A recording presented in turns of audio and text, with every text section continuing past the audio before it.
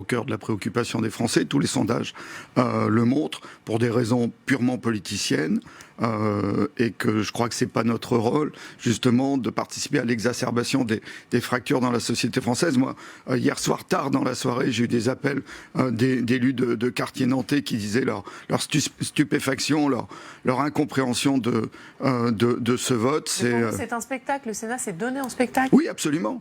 Je crois que notre rôle, les moyens qui nous sont alloués, c'est pour répondre aux vrais enjeux. Les vrais enjeux aujourd'hui dans la société française, c'est d'abord des crises sociales, on l'a vu avec les Gilets jaunes, c'est de grands enjeux environnementaux qui remettent en cause l'avenir même de nos enfants. C'est là-dessus que le Sénat doit travailler. C'est pas sur... Et là-dessus, il n'y avait pas d'enjeu, il n'y avait pas besoin d'un débat, il n'y avait pas besoin de clarifier la situation, selon vous? Parce que vous trouvez qu'on a clarifié quoi que ce soit. On a remis en cause hier, au Sénat, les grands principes de la loi de 1905. La loi de 1905, elle a été portée par un parlementaire de Loire-Atlantique, c'était Aristide Briand, le président du Conseil, qui dans un moment, on le dit pas assez, mais dans un moment de grande tension de la société française, alors c'était pas les musulmans, c'était les catholiques, mais il y avait eu des morts.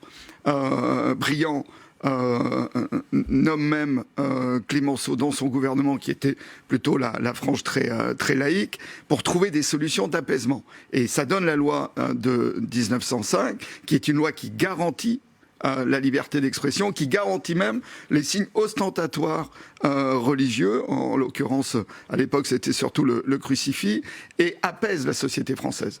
Et notre rôle de parlementaire, c'est d'apaiser la société française, pas de hurler avec les loups. Et je ne comprends pas, je vous l'avoue, la stratégie de la majorité sénatoriale, de la droite sénatoriale. D'ailleurs, les chiffres que vous donnez montrent que tous les sénateurs de droite n'ont pas voté ce texte. On va y venir sur ça ne va nulle part. On va y venir sur cette stratégie de la droite, mais vous dites que ça remet en cause le principe de laïcité. Le voile, il est déjà interdit à l'école. En quoi l'interdire pendant les sorties scolaires qui restent du temps scolaire, ça remet en cause le principe de laïcité? Parce que je crois qu'il y a une incompréhension très forte entre ce qu'on demande à un enfant et ce qu'on demande aux parents de l'enfant. Ce qui fait société, ce qui fait éducation, c'est qu'un enfant, finalement, il est construit par deux piliers. Son pilier familial, son héritage familial, et son pilier lié à l'éducation nationale, à sa scolarité, où il est dans un cadre de normes sociales. C'est ainsi que l'enfant se construit.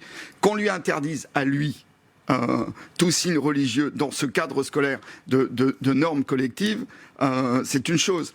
Qu'on pointe du doigt ses enfants, c'est-à-dire son autre pilier de construction, ça n'est pas du tout la même chose. Et finalement, c'est remettre en cause la construction même de l'enfant, qu'on renvoie finalement à l'école vers ses origines familiales, ce qui est l'inverse de ce que l'école doit faire. Je trouve que là-dessus, il y a un manque de réflexion évident. Et puis de toute manière, il n'y avait pas de réflexion.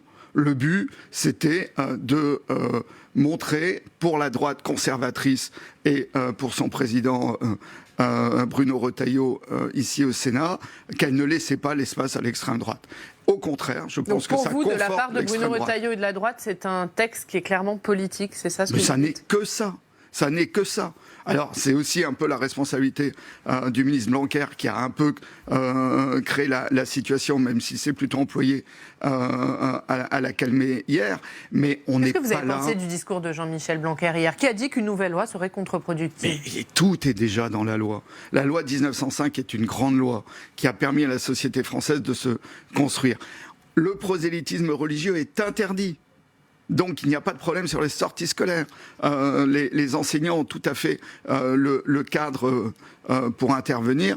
Moi, je crois qu'on ne peut pas continuer... Donc vous trouvez que Jean-Michel Blanquer a eu un bon discours hier au Sénat? Je regrette ses discours précédents, mais hier, effectivement, il a dit qu'on n'avait pas besoin de cette loi. Donc tout le monde sait que ça ne passera pas à l'Assemblée nationale, mais vraiment, moi, je questionne la droite sénatoriale sur sa stratégie aujourd'hui. Courir derrière le Front National, le Rassemblement National ne sert à rien. Ça laisse effectivement cette situation politique bloquée où finalement on se prépare déjà au deuxième tour entre Emmanuel Macron et Marine Le Pen, et cette stratégie de la droite, ça ne vaut même plus 10% dans la société française. Donc il est temps, je crois, que la droite sénatoriale réagisse et comprenne qu'elle est dans une impasse politique. C'est-à-dire réagisse, qu'il faut qu'elle change de ligne, c'est ça? Bien sûr, bien sûr. Mais pour vous, est-ce qu'il n'y a qu'une ligne? Vous le disiez, 163 voix de la droite et du centre. Est-ce que, pour vous, aujourd'hui, la majorité sénatoriale est divisée? 163 voix, c'est moins de la c'est même pas la majorité. Donc il y avait beaucoup qui avaient piscine, qui ne sont pas venus voter, c'est très clair. moi, je ne suis pas là pour être l'analyse de la droite sénatoriale, mais je pense qu'elle se met aujourd'hui en danger et qu'elle ne participe pas à une restructuration du débat, à un apaisement de la société française, qui est quand même notre rôle de parlementaire. Et qu'au contraire, pour vous, elle participe à une hystérisation de la société française, ou ça ne va pas jusque-là ? Ou une exacerbation, oui, c'est évident. Alors, vous parlez de la droite, hein, mais la gauche, pour